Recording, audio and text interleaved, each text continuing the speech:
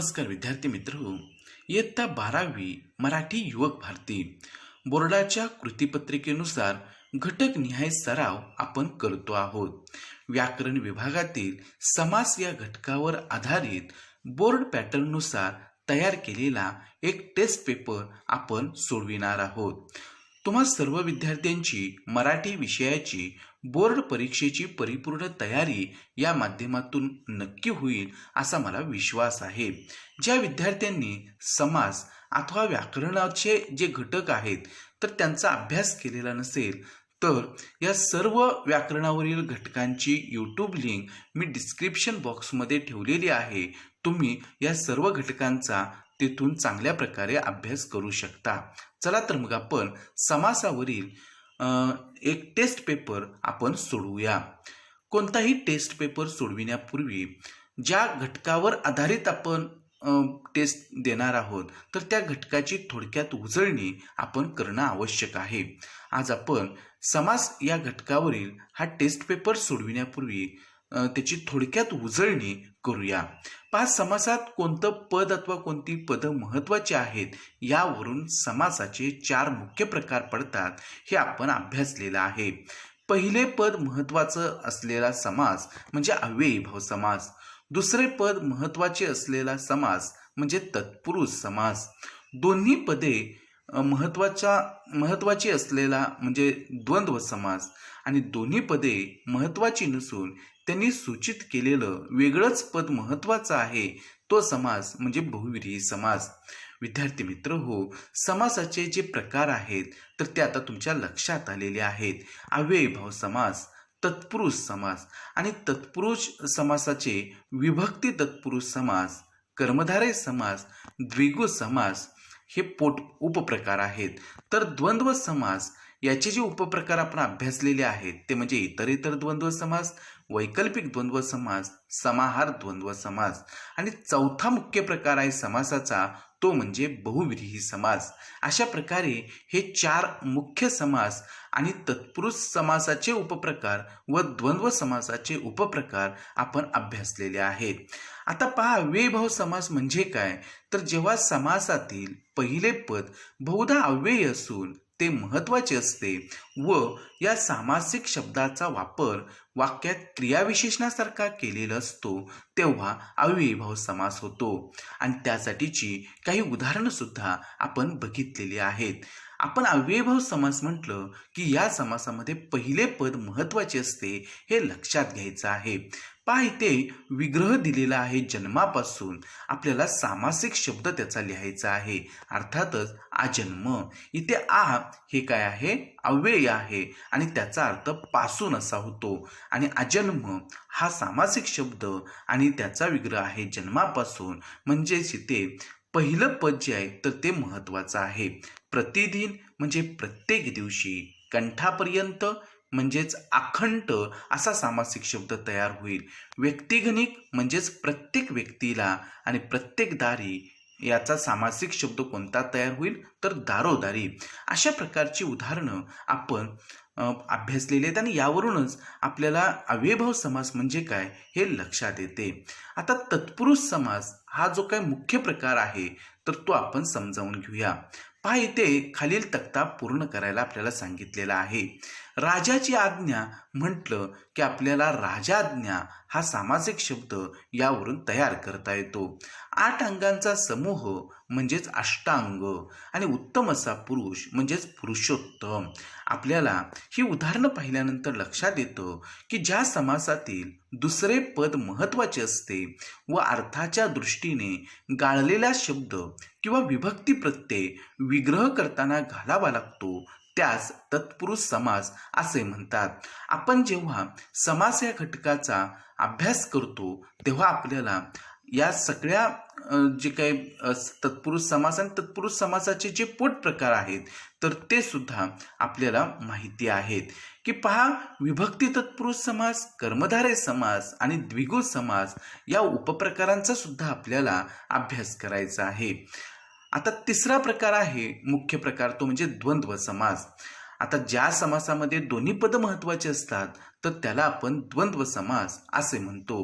पहा, इथे उदाहरण दिलेलं आहे. एक तक्ता दिलेला आहे आणि त्याच्यामध्ये आपल्याला विग्रह करून दिलेला आहे की पती आणि पत्नी. अर्थातच सामासिक शब्द कोणता तयार होईल तर पती पत्नी. आता सामासिक शब्द समजा खरे खोटे आपण घेतला तर त्याचा विग्रह खरे किंवा खोटे असा होईल. गप्पा गोष्टी आपण हा सामासिक शब्द घेतला तर गप्पा गोष्टी वगैरे असा त्याचा विग्रह होईल.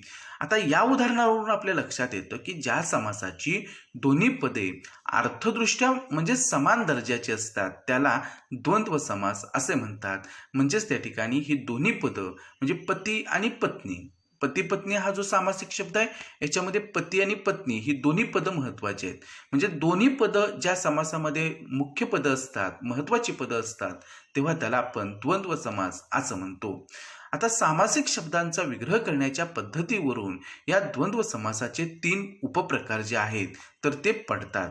कोणते आहेत ते उपप्रकार द्वंद्व समासाचे? तर इतरेतर द्वंद्व समास, वैकल्पिक द्वंद्व समास आणि समाहार द्वंद्व समास. आता पहा की इतरेतर द्वंद्व समास म्हणजे काय? तर अर्थासाठी दोन्ही पदांची अपेक्षा असते. म्हणजे सामासिक शब्द जो दिलेला असतो की ज्याच्यामध्ये दोन्ही पदं महत्वाची असतात, तर अर्थाच्या दृष्टीनं ही दोन्ही पदं जी आहेत तर ती महत्वाची असतात. त्या दोन्ही पदांची अपेक्षा असते इतर द्वंद्व समासामध्ये. त्याचं उदाहरण पहा की या समासाचा विग्रह करताना आणि व यांपैकी एक समुच्चयबोधक उभयान्वयी अव्यय वापरावं लागतं. उदाहरणार्थ विटी दांडू हा जर शब्द आपण घेतला तर विटी आणि दांडू इथं दोन्ही पदं जी आहेत तर त्या पदांची अपेक्षा असलेले आपल्याला दिसून येते. आणि इथे या विटीदांडू सामासिक शब्दाचा विग्रह करताना आणि या समुच्चय बोधक उभयान्वयी अव्ययाचा उपयोग केलेला आहे. आता वैकल्पिक द्वंद्व समास म्हणजे काय? तर दोन्ही प्रधान पदांपैकी एकाचीच अपेक्षा इथे असते. म्हणजे समासाचा विग्रह करताना किंवा अथवा वा यांपैकी एक विकल्पबोधक उभयान्वयी अव्यय वापरावे लागते. उदाहरणार्थ खरे खोटे हा जो सामासिक शब्द आहे त्याचा विग्रह खरे किंवा खोटे. आता खरे आणि खोटे यापैकी एकाच पदाची इथं अपेक्षा केलेली आहे आणि म्हणून किंवा या विकल्पबोधक उभयान्वयी अव्ययाचा उपयोग इथे विग्रह करताना केलेला आहे. खरे किंवा खोटे अशा प्रकारे हा जो काही समास आहे तर तो वैकल्पिक द्वंद्व समास असतो. आता समाहार द्वंद्व समास म्हणजे काय? तर समासातील पदांचा विग्रह करताना त्यातील मूळ पदांच्या बरोबर त्याच जातीच्या इतर पदार्थांचा वस्तूंचा समावेश केलेला असतो. समासात आलेल्या आणि त्याच जातीच्या इतर वस्तूंच्या समुदायाला महत्त्व असते म्हणून हा समास एकवचनी असतो. उदाहरणार्थ अंथरूण पांघरूण तर अंथरण्यासाठी व पांघरण्यासाठी लागणाऱ्या वस्तू व इतर वस्तू अशा प्रकारे त्याचा विग्रह होईल. आणि आपण द्वंद्व समास आणि त्याचे मुख्य 3 प्रकार जे आहेत, उपप्रकार जे आहेत तर ते आता बघितलेले आहेत. आता शेवटचा आपण या उपप्रकारानुसार म्हणजे द्वंद्व समासाचा जो उपप्रकार आहे त्याच्यानुसार काही उदाहरणं पाहूया. आई वडील, आई आणि वडील अर्थातच इतरेतर द्वंद्व समास. स्त्री पुरुष, स्त्री व पुरुष इतरेतर द्वंद्व समास. खरे खोटे, खरे किंवा खोटे वैकल्पिक द्वंद्व समास. 10-12, 10 किंवा 12 वैकल्पिक द्वंद्व समास. खाणे पिणे, खाणे पिणे वगैरे समाहार द्वंद्व समास. तर गप्पा गोष्टी म्हणजे गप्पा गोष्टी वगैरे समाहार द्वंद्व समास. अशा पद्धतीनं हा द्वंद्व समास व त्याचे 3 उपप्रकार आपण बघितले. आता शेवटचा मुख्य प्रकार जो आहे समासाचा तो म्हणजे बहुव्रीही समास.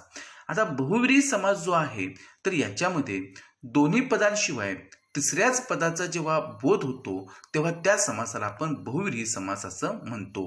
म्हणजेच पहा दोन्ही पदं या समासामध्ये महत्त्वाची नसून या दोन्हीशिवाय तिसऱ्याच एका पदाचा बोध होतो.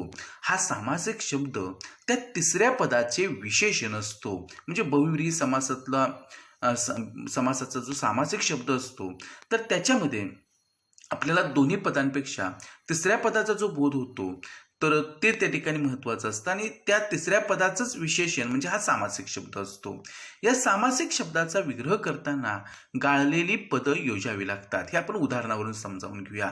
पहा निष्कलंक नाही कलंक ज्याला अशी ती अर्थातच ती जी काही व्यक्ती असेल त्या व्यक्तीला आपण निष्कलंक असं म्हणतो. नीलकंठ निळा आहे कंठ ज्याचा असा तो अर्थातच शंकर म्हणजे तिसऱ्याच पदाचा इथे बोध झालेला आहे. ज्या सामासिक शब्दातील दोन्ही पदे महत्वाची नसून या दोन पदांशिवाय तिसऱ्याच एका पदाचा बोध होतो व दिलेला सामासिक शब्द त्या तिसऱ्या पदाचे विशेषण असतो तेव्हा बहुव्रीही समास होतो. अशा प्रकारे आपण समासाचे मुख्य 4 प्रकार बघितले आणि ज्या म्हणजे तत्पुरुष समास व द्वंद्व समास हे जे काही समासाचे प्रकार आहेत त्यांचे उपप्रकार सुद्धा आपण बघितलेले आहेत आणि आपल्याला आता यावर आधारित 2 मार्कांच्या 2 गुणांच्या कृती ज्या आहेत तर त्या बोर्डाच्या कृतीपत्रिकेमध्ये येतात. पहा, आपल्या बोर्डाच्या कृतीपत्रिकेमध्ये प्रश्न 5वा अ जो असतो तो व्याकरणावर आधारित असतो आणि त्यामध्ये दुसरी जी कृती असते ती समासावर आधारित असते. आपल्याला इथे या कृतीपत्रिकेमध्ये खालील तक्ता पूर्ण करा असं इथं आपल्याला ही कृती दिलेली आहे. पहा, सामासिक शब्द इथे आपल्याला चौकोन दिलेला आहे आणि इथं विग्रह करायला सांगितलेला आहे. अर्थातच आपल्याला इथे आता विग्रह करायचा आहे. चौकोन म्हणजेच 4 कोणांचा समूह, म्हणजे अशा प्रकारे हा द्विगु समास आहे आणि इथे आपण 4 कोणांचा समूह असा त्या दिलेल्या शब्दाचा विग्रह केलेला आहे. आता इथे विग्रह आपल्याला दिलेला आहे आणि त्यापासून तयार होणारा सामासिक शब्द आपल्याला लिहायचा आहे. मान हेच धन असा इथे आपल्याला विग्रह दिलेला आहे आणि आपल्याला इथे आता सामासिक शब्द तयार करायचा आहे. अर्थातच मानधन हा सामासिक शब्द इथे दिलेल्या विग्रहावरून तयार होतो. आपल्याला इथं नाट्यगृह असा सामासिक शब्द दिलेला आहे आणि त्याचा विग्रह करायचा आहे. अर्थातच नाट्यासाठी गृह असा त्याचा विग्रह होतो. प्रत्येक दारी असा आपल्याला विग्रह दिलेला आहे. अर्थातच इथे दारोदारी हा सामासिक शब्द तयार होतो, म्हणजेच प्रत्येक दारी अव्ययीभाव समासाचं ते उदाहरण आहे. ज्ञानामृत म्हणजेच त्या ठिकाणी ज्ञान हेच अमृत असा त्याचा विग्रह होतो किंवा ज्ञानरूपी अमृत असा सुद्धा त्याचा विग्रह होतो. म्हणजे अशा प्रकारे आपल्याला ह्या कृती दिलेल्या असतात. मग सामासिक शब्द दिलेला असेल तर विग्रह करायला सांगितलेला असतो किंवा विग्रह दिलेला असेल सामासिक शब्दाचा तर आपल्याला त्या विग्रहापासून कोणता सामासिक शब्द तयार होतो ते लिहायचं असतं. आणि अशा प्रकारच्या कृती बोर्डाच्या परीक्षेमध्ये आपल्याला विचारल्या जातात. आता आणखी कोणत्या प्रकारे या कृती विचारल्या जातात ते आपण पाहूया.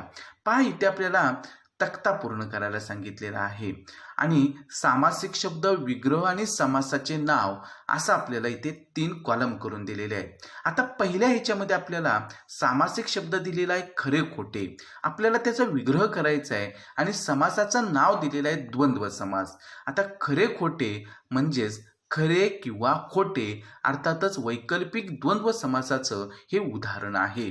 दुसरं पहा, सामासिक शब्द दिलेला आहे पावलोपावली, विग्रह त्याचा होतो प्रत्येक पावलावर आपल्याला समासाचं नाव ओळखायचं आहे. अर्थातच इथे आपल्याला हा अव्ययीभाव समास आहे हे लक्षात येतं.